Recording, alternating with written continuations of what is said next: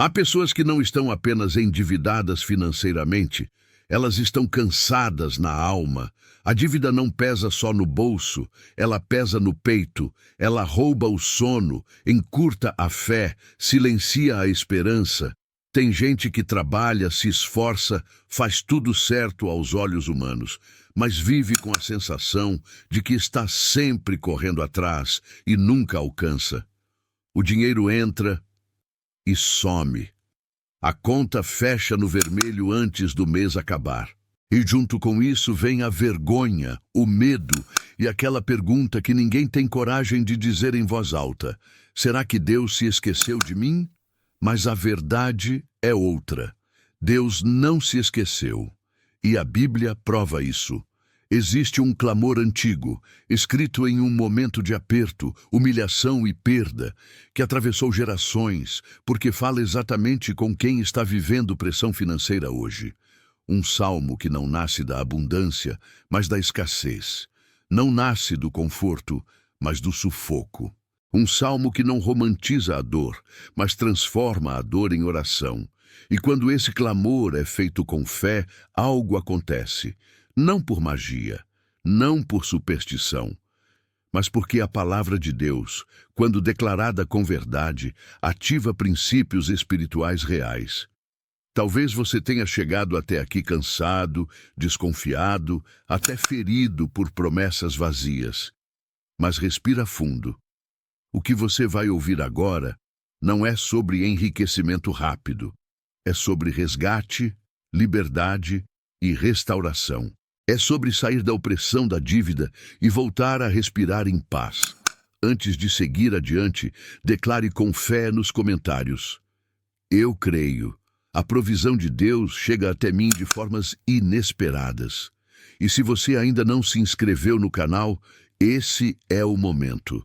Aqui, você aprende a aplicar a palavra de Deus de maneira prática, para transformar sua vida financeira com sabedoria e fé. Agora, faça uma pausa. Respire fundo. Porque aquilo que você vai ouvir a partir de agora pode ser exatamente a resposta que você vinha buscando em silêncio diante de Deus. A Bíblia nunca tratou a falta apenas como um problema material. Desde os tempos antigos, a escassez aparece ligada à opressão, à vergonha e à perda de dignidade. Quando o dinheiro falta por muito tempo, algo começa a ser corroído por dentro. A fé enfraquece.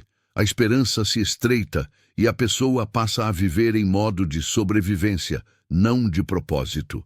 Provérbios 22:7 declara com clareza: o rico domina sobre o pobre, quem toma emprestado é servo de quem empresta.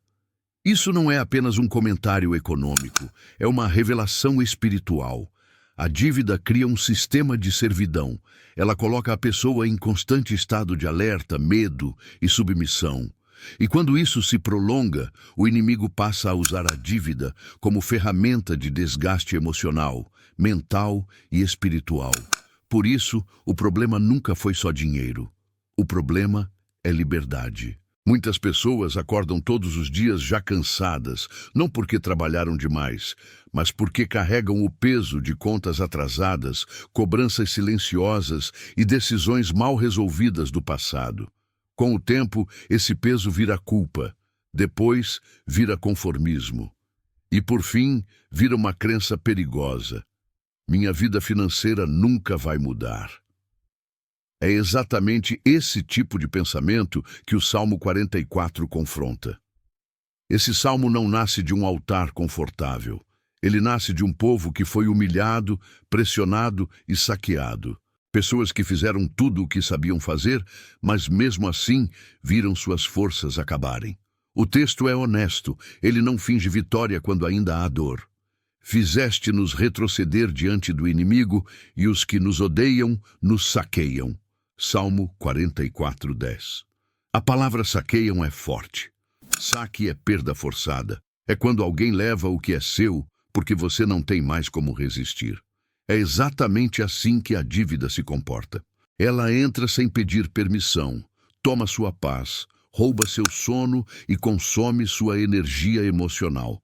Quantas pessoas hoje vivem saqueadas? Saqueadas pelo banco, saqueadas por juros, saqueadas por decisões do passado, saqueadas até por ajudar quem nunca retribuiu.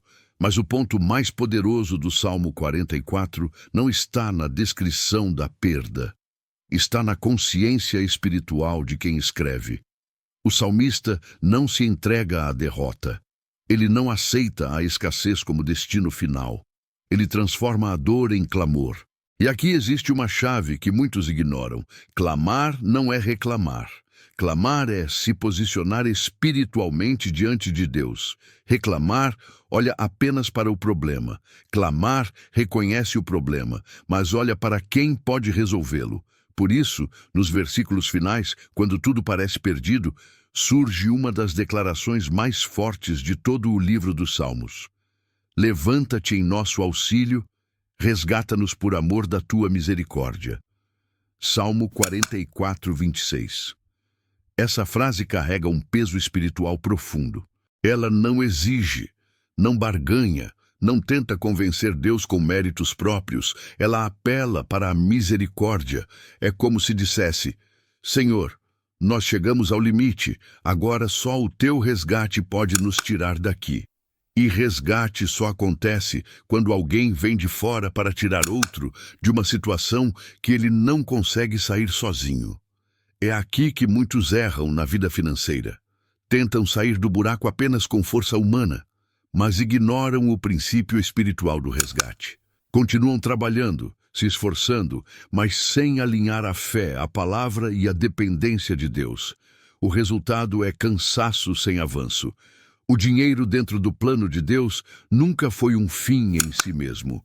Ele é uma ferramenta de ordem, dignidade e paz.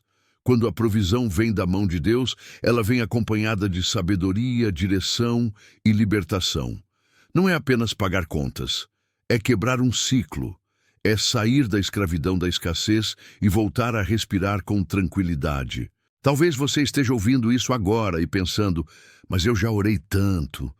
Sim, mas existe diferença entre orar cansado e orar posicionado, entre pedir ajuda e clamar por resgate.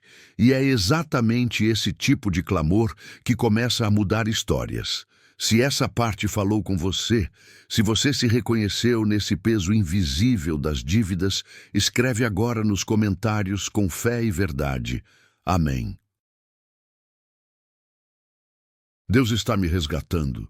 Existe um ponto decisivo no Salmo 44 que muita gente lê rápido demais e não percebe a profundidade. O salmista não pede apenas socorro, ele convoca Deus a agir. Quando diz, levanta-te, ele está reconhecendo algo essencial. O céu responde quando há posicionamento. Levanta-te em nosso auxílio, resgata-nos por amor da tua misericórdia. Salmo 44, 26. Esse versículo não nasce da pressa, ele nasce da exaustão. É o clamor de quem já tentou de tudo e entende que sem intervenção divina, nada muda. E aqui há uma diferença crucial entre fé passiva e fé ativa. Fé passiva espera. Fé ativa declara, se alinha e age. A Bíblia está cheia de exemplos em que a palavra falada com fé muda cenários.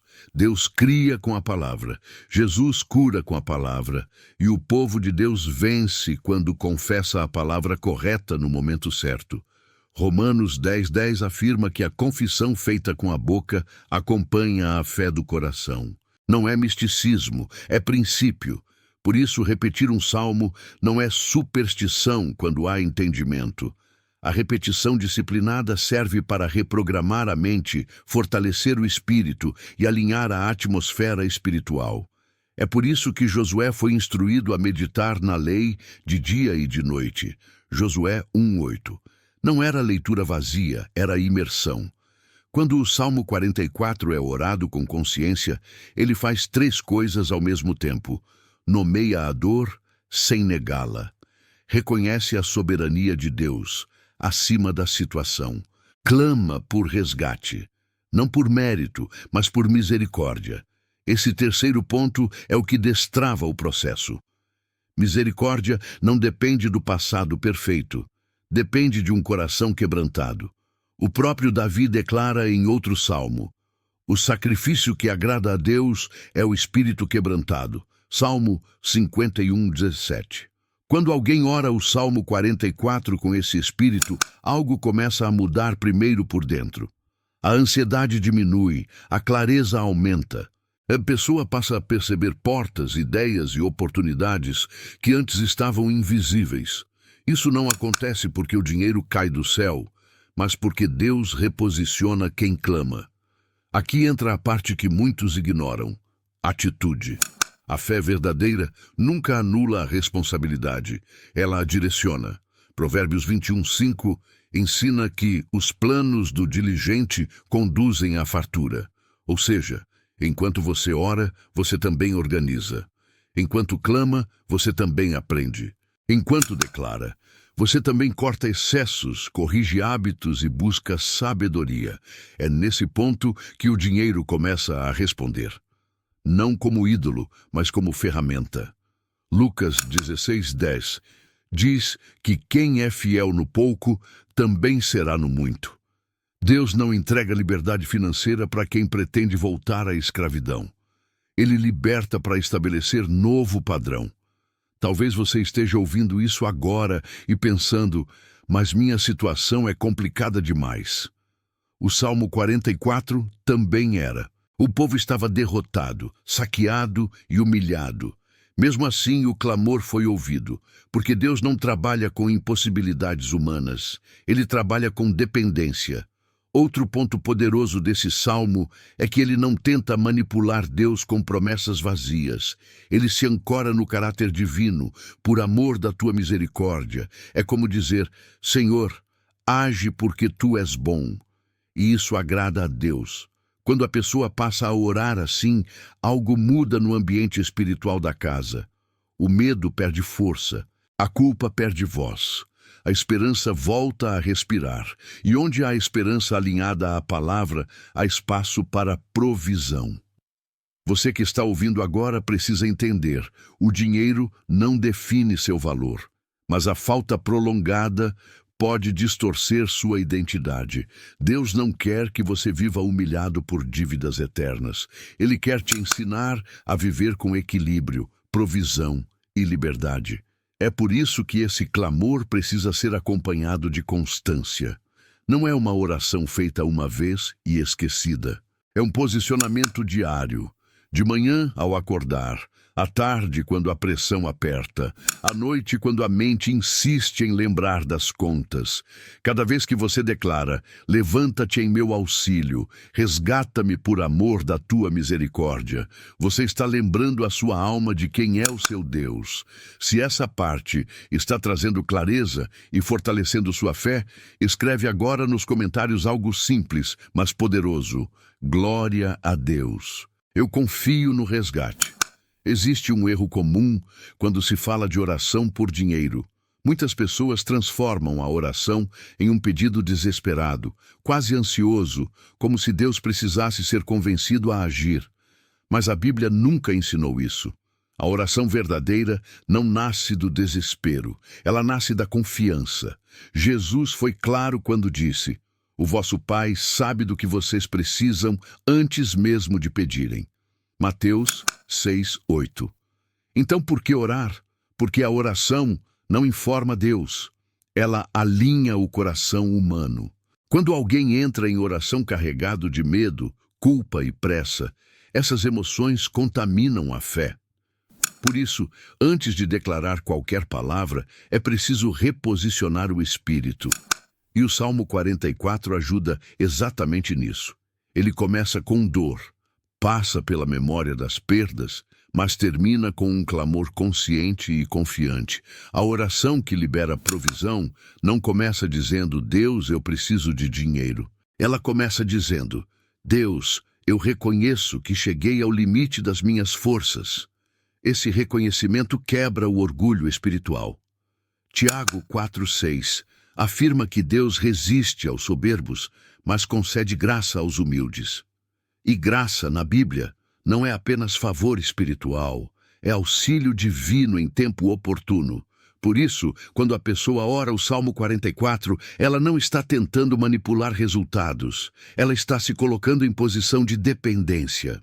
E dependência genuína abre espaço para direção, correção e provisão. Aqui entra a oração guiada, não como ritual, mas como treinamento espiritual. Treinamento exige repetição consciente. Assim como o corpo aprende pela prática, o espírito aprende pela constância. Quando alguém declara com fé, levanta-te em meu auxílio, resgata-me por amor da tua misericórdia, essa pessoa está fazendo 3 coisas ao mesmo tempo: reconhecendo a soberania de Deus, assumindo que precisa de resgate, descansando no caráter bondoso do Pai. Esse descanso é fundamental. A ansiedade bloqueia a percepção espiritual. Filipenses 4, 6, 7 ensina que a oração deve vir acompanhada de gratidão, para que a paz de Deus guarde o coração e a mente. Sem paz, não há clareza. Sem clareza, oportunidades passam despercebidas. É por isso que, ao orar por provisão financeira, a Bíblia sempre conecta fé com sabedoria. Provérbios 3, 5, 6 orienta a confiar no Senhor de todo o coração e não se apoiar apenas no próprio entendimento. Ou seja, Deus guia caminhos, mas espera obediência. A oração correta não elimina responsabilidade. Ela reorganiza prioridades. Muitas vezes, depois de alguns dias de oração sincera, a pessoa começa a perceber ajustes necessários, gastos desnecessários, compromissos mal assumidos, decisões que precisam ser revistas. Isso não é condenação, é direção. E direção também é resposta de oração. Outro ponto importante: provisão não vem sempre da forma que a pessoa imagina. Às vezes, ela vem como uma oportunidade inesperada. Outras vezes, como uma ideia clara. Em alguns casos, como ajuda que surge no momento certo. Em todos eles, o objetivo é o mesmo: restaurar dignidade e paz. Jesus ensinou a orar pedindo o pão de cada dia, não celeiros cheios para sempre. Isso não limita Deus, mas ensina dependência diária. Cada dia com sua provisão, cada etapa com sua direção. Por isso, orar o Salmo 44 3 vezes ao dia não é uma regra mágica. É um exercício de alinhamento, de manhã para entregar o dia, à tarde para resistir à ansiedade, à noite para descansar na fidelidade de Deus. Sempre com uma postura clara: seja feita a tua vontade. Essa frase não enfraquece a fé, ela a fortalece. Porque quem confia na vontade de Deus, confia também no tempo e na forma de Deus. Talvez você esteja ouvindo isso agora e percebendo que, mais do que dinheiro, você precisava de paz. E quando a paz se estabelece, o caminho para a provisão começa a se abrir. Se você sente que essa oração está te reposicionando por dentro, escreve agora nos comentários algo simples e sincero: eu descanso na vontade de Deus. Chega um momento em que a oração deixa de ser apenas palavras e passa a se tornar postura de vida. É nesse ponto que muitas histórias começam a mudar, não porque todas as contas desaparecem de um dia para o outro, mas porque a pessoa já não se vê mais como escrava da escassez. Ela passa a se enxergar como alguém em processo de resgate. Isso faz toda a diferença. O Salmo 44 termina com um clamor direto, honesto e cheio de fé. Não há floreios, não há negociações, há dependência. Quando o salmista diz, levanta-te em nosso auxílio, ele está reconhecendo que só Deus pode virar a página. E quando diz, por amor da tua misericórdia, ele ancora a esperança no caráter de Deus, não no desempenho humano. Essa é a base de uma fé madura. Muitas pessoas até oram, mas continuam se definindo pelo problema. Continuam dizendo, eu sou quebrado, eu nunca tenho dinheiro, minha vida financeira é uma bagunça. Essas palavras reforçam a prisão. Jesus ensinou que a boca fala do que o coração está cheio. Lucas 6:45. Por isso, mudar a declaração é parte do processo de libertação. Viver como quem já está sendo resgatado não é negar a realidade, é interpretar a realidade à luz da fé. A Bíblia mostra isso repetidas vezes. Abraão foi chamado de pai de muitas nações, quando ainda não tinha filhos. Gideão foi chamado de homem valente quando ainda se escondia. Deus não espera a mudança acontecer para mudar o nome. Ele muda o nome para provocar a mudança. Quando você começa a declarar a palavra certa, algo se ajusta por dentro. O medo perde espaço, a vergonha diminui, a mente começa a sair do modo sobrevivência e entra no modo direção. E quando isso acontece, decisões melhores surgem, conversas necessárias acontecem, oportunidades aparecem. Isso não é misticismo, é alinhamento. Outro ponto essencial desse novo ciclo é a gratidão antecipada. Gratidão não é apenas resposta ao que já chegou, é expressão de confiança no que está a caminho. Em 1 Tessalonicenses 5,18, Paulo ensina a dar graças em todas as circunstâncias. Não porque tudo está bom, mas porque Deus continua sendo bom. Quando alguém agradece antes de ver, ela está dizendo: eu confio em quem prometeu. E confiança muda comportamento. A pessoa passa a administrar melhor o pouco, porque entende que o pouco também é provisão. Passa a dizer não para o que antes aceitava por medo. Passa a organizar o que antes evitava olhar. Isso também é resposta de oração. Liberdade financeira, segundo a Bíblia, não é luxo descontrolado. É paz, ordem e dignidade. É poder dormir sem medo. É poder planejar sem ansiedade. É poder ajudar sem se destruir. E Deus se importa com isso. Salmos 37:25 declara: fui moço e agora sou velho, mas nunca vi o justo desamparado, nem seus filhos mendigando o pão. Essa promessa não significa ausência de lutas, significa presença de cuidado, significa que mesmo em tempos difíceis, Deus não abandona quem confia nele. Talvez você esteja chegando ao final desse vídeo sentindo algo diferente. Não uma euforia vazia, mas uma esperança firme. Se for assim, guarda isso. Não foi coincidência, foi direção. Continue orando o Salmo 44 com consciência. Continue declarando com humildade. Continue ajustando atitudes. Continue confiando no tempo e na forma de Deus. O resgate não acontece para nos tornar dependentes de milagres constantes, mas para nos conduzir a uma vida equilibrada e sábia. Antes de encerrar, faça agora essa declaração simples, mas poderosa, em voz alta, se puder. Senhor, eu confio na tua misericórdia. Estou sendo resgatado. A escassez não define mais quem eu sou. Eu recebo direção, paz e provisão segundo a tua vontade. Amém. Se essa mensagem te fortaleceu, se te trouxe clareza ou te devolveu a paz que a pressão financeira tinha roubado, escreve aqui nos comentários algo que venha do coração. Amém. Eu creio no resgate.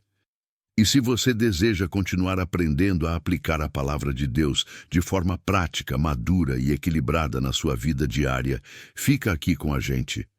Se inscreve no canal não por obrigação, mas como quem decide caminhar acompanhado.